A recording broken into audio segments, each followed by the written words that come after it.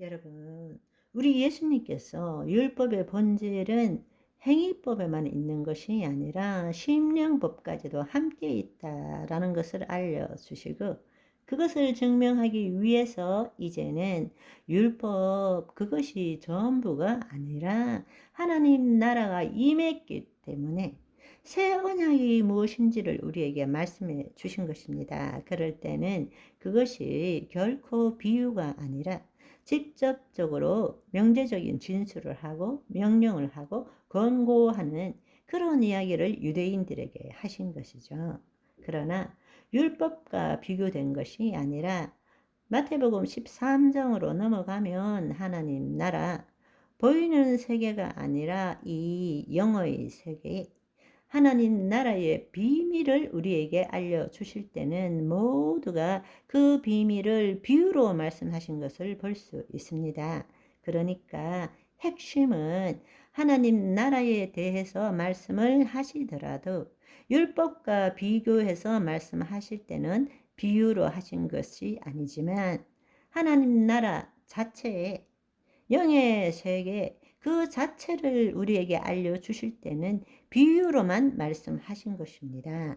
그때는 모든 것을 비유로 말씀하셨죠. 그러니까 오직 성령의 감동함을 받은 자, 다른 말로 어린아이와 같은 마음을 가진 자만이 알 수 있게 되는 것입니다. 그러니까 성령님을 통하지 않고는 하나님 나라를 알 수도 없고 누릴 수도 없다라는 것을 우리가 알아야 합니다. 특별히 이 하나님의 나라는 성령의 임재와 직결되어 있는 것입니다. 하나님 나라는 새 언약의 성취입니다. 새 언약의 핵심이 뭐냐? 하나님의 영이 우리 안에 임하는 것이죠. 아멘.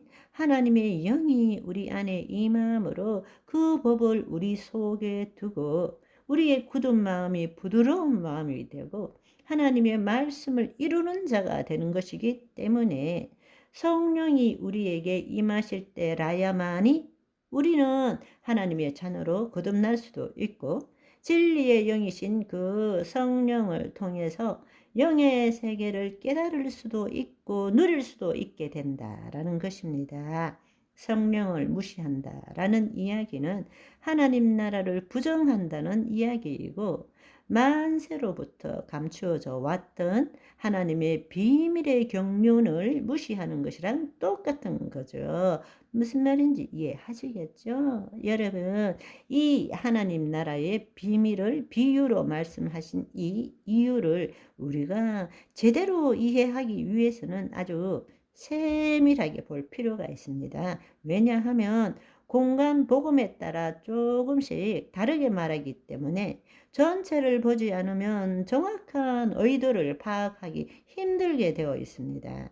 그렇지만 여러분이 생각해야 될 것은 형상과 이 물질 세계의 모든 것의 소유자이시며 공급자, 통치자이신 하나님께서 영이고 생명의 말씀으로 나타난 결과물일 뿐이죠. 우리가 지금 경험하고 있는 모든 형상과 물질 세계는 영이요 생명이신 하나님의 말씀이 이 땅에 나타난 결과물입니다. 이미 이 결과물 안에는 그분의 신성과 능력이 나타나고 있습니다.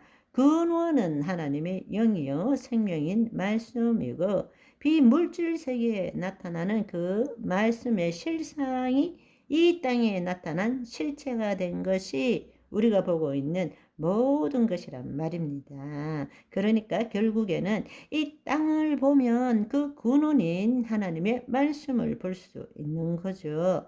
영요 생명인 말씀을 볼 수 있는 것입니다. 다른 말로 하나님의 말씀의 결과물인 이 땅의 형상과 물질을 보면 하나님의 신성과 능력을 볼 줄 알아야 되는데 그 결과물을 이 땅에 보여주었음에도 불구하고 하나님의 영의 인도함을 받지 못하는 사람들은 보아도 보지 못하고 들어도 듣지 못하고 깨닫지도 못한다라는 사실입니다. 그래서 예수님께서 하나님의 비밀을 알려주시기 위해서 이 땅의 실체를 가지고 비유로 말씀하신 것입니다. 그런데 왜 보아도 보지 못하고 들어도 듣지 못하고 깨닫지 못하는가?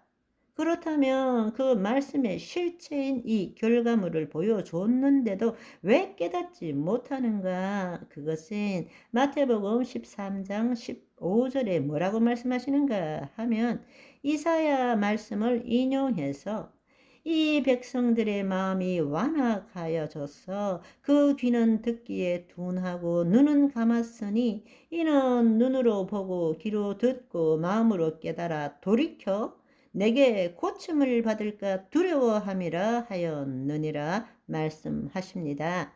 핵심은 뭔가? 그들은 보고 있지만 보고 싶어 하지 않고 듣기는 하지만 듣고 싶어 하지 않는다는 것입니다. 왜냐하면 진리를 깨달으면 자신의 존재를 변화시켜야 되는데 그것이 싫은 거예요. 쫓기를 두려워함으로 일생에 매여 종노릇하는 거죠.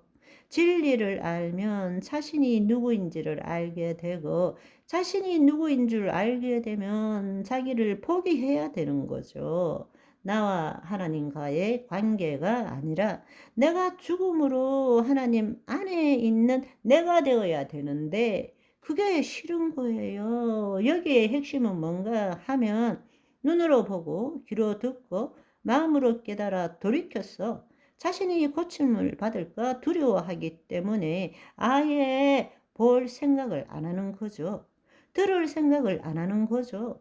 깨닫기를 원치 않는 거죠. 그렇기 때문에 비유가 주는 목적은 듣는 사람의 반응에 따라서 이중적인 목적을 가지고 있는 것입니다. 왜냐하면 그걸 한마디로 말하자면 천국의 비밀을 아는 것은 제자들, 너희들에게는 허락되었지만 외인들, 예수 그리스도를 믿지 않는 자, 어린아이 마음을 가지지 않는 자들에게는 아니 되었나니 비밀을 아는 것이 너희들에게는 허락되었지만 그들에게는 아니 되었다라는 뜻입니다.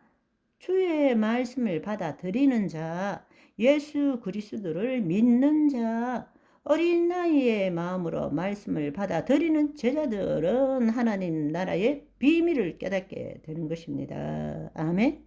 오늘은 여기까지. 바이바이.